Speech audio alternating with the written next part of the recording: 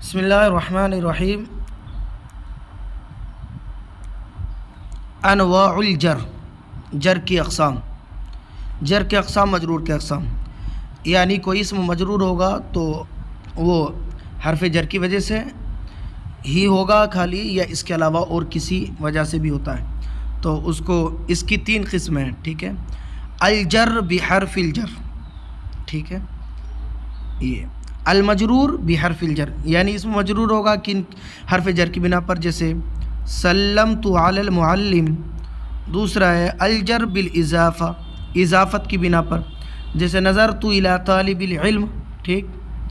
تو یہاں پر طالب العلم یہ مضاف الیہ ہے، اور مضاف الیہ ہمیشہ مجرور باشد، جیسے آپ نے پڑھا ہے، یہ نظرت الی طالب العلم۔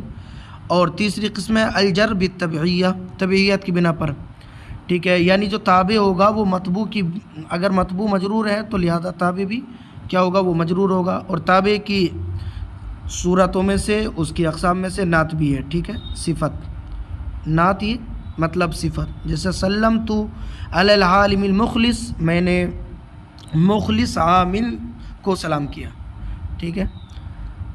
تو اس میں پہلی صورت میں اسم مجرور بحرف الجر، اسم مجرور ہے حرف جر کی بنا پر، یا اضافت کی بنا پر، یہاں تبعیت کی بنا پر، ٹھیک ہے، اتنا۔ لیکن اچھی بات یہ ہے، کیا اچھی بات یہ ہے کہ دیکھو بسم اللہ الرحمن الرحیم کے اندر کہتے ہیں وقد اجتمعت الانواع الثلاثہ فی البسملہ، بسملہ، کہ یہ تینوں کی تینوں صورتیں یہ بسم اللہ الرحمن الرحیم کے اندر داخل ہو گئی، ٹھیک ہے۔ با حرف جر ہے، اسم مجرور ہے حرف جر کی بنا پر، اللہ مجرور ہے مضاف الیہ کی بنا پر، اور الرحمن الرحیم، ٹھیک ہے، یہ جو ہے تبعیت کی بنا پر مجرور ہے، ٹھیک ہے۔ تو یہ تینوں کی تینوں صورتیں ایک ہی اس میں داخل ہو گئی ہیں۔ الی اللقاء۔